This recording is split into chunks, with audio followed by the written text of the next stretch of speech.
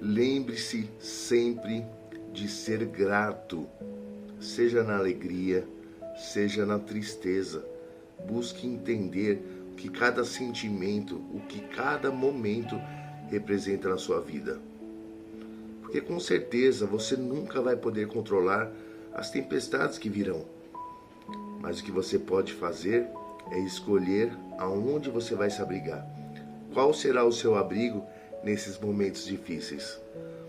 Então, que o Pai do Céu abençoe nosso dia, que seja um dia incrível, com muita luz, muita alegria, muita paz, felicidade, muito axé.